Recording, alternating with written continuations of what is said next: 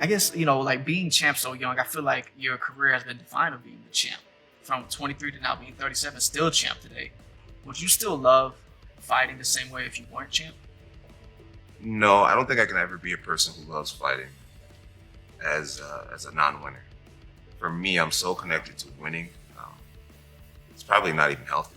Like I see fighters that take losses and they smile and they hug their wives and they, hey, better luck next time. If I were to ever lose, I would be devastated. I'd be angry and I'd be upset and depressed. And that's just my winning nature. For me, it's do it with all your heart, do it at the highest level, do it to the best of your ability, or don't do it at all. Does life after fighting scare you? No, it doesn't. It doesn't. I've had a very controversial career, and I've taken lots of breaks throughout my UFC career. Like to go from light heavyweight to heavyweight, I took off a solid 3 years. I just vacated my belt. No one asked me to do it, prompted me to do it. I just decided to do it. And so I have had a healthy amount of time being Jon Jones in my adult life, but I also have had a healthy amount of time just being Jonathan, without the belt, without the fame, without the glitz. Even living in a community like this helps ground me and keeps me humble. So no, I'm not afraid of me. No, do you ever, like I imagine, even for my dad at work, I wonder sometimes, you did 28 years in the Army and you're not in the Army no more. And my question in my quote before, don't let what you're good at define who you are, but who are you if you can't do what you're good at? So who is Jon Jones without MMA?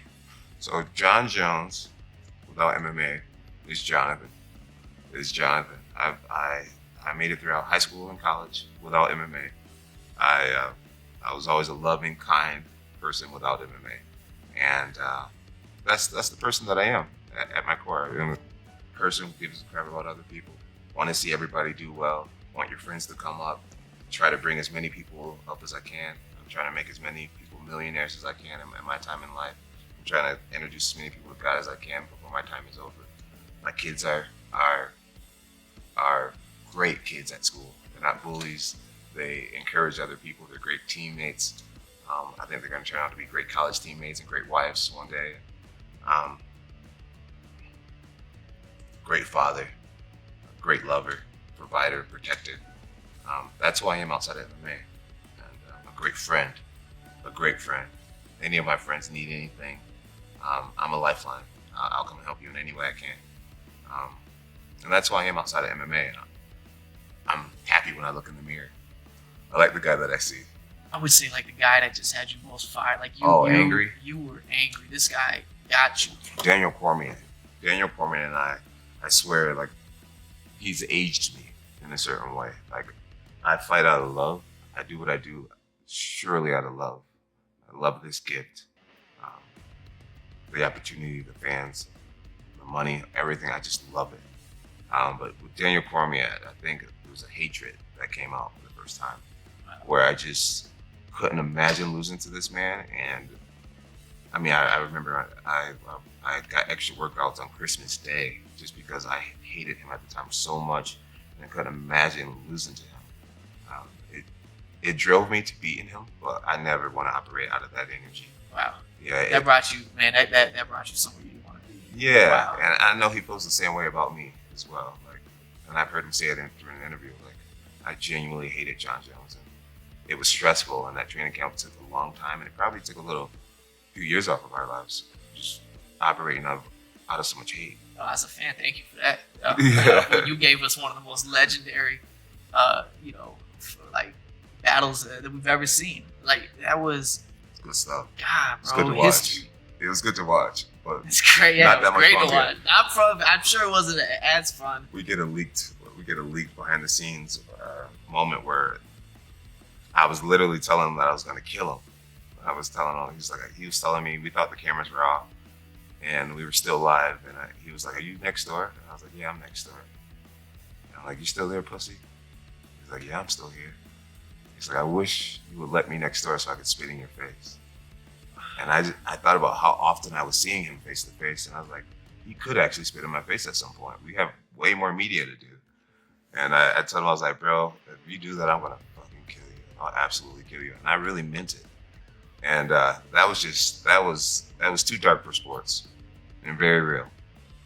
Have you ever caught an opponent outside of the media? Like, I remember the video of Alex Purvis seeing Sean Strickland at the gas station. It was just like, Shama, like, caught your ass outside. Yeah. Have you ever seen an opponent just out? So Just you guys? I have. Daniel Cormier, we ran into each other. And thank God we both had our teams around us that kept us separated. That was the only fighter that I felt like,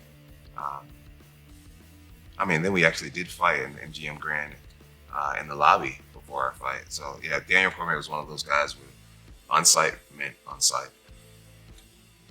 I don't know what life holds as far as fighting and competing.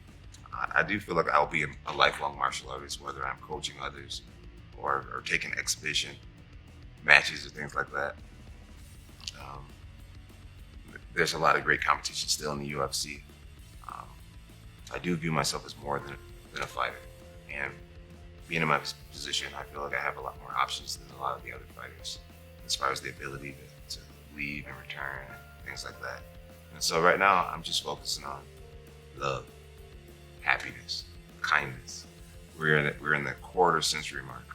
This year, it should be a really special year. So this year, I'm saying yes to more opportunities. Hence me being here, meeting you. So grateful. I'm glad that I'm doing this. I've been meeting so many great people. I'm saying yes to more opportunities. I'm traveling more. I'm consciously being kinder. And that's just the wave I'm on right now. It's just like love, kindness, and peace. Focusing on family and focusing on me, my aura. Do you still love the game? Do I love the game? I'll always love MMA. Somehow the universe made me one of the best at it, so I'll always love it. I'll always love it. Yeah.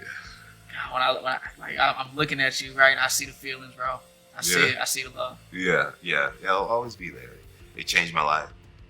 It gave me an opportunity to change my branch in our family tree, and so I'll always be greatly indebted to the sport.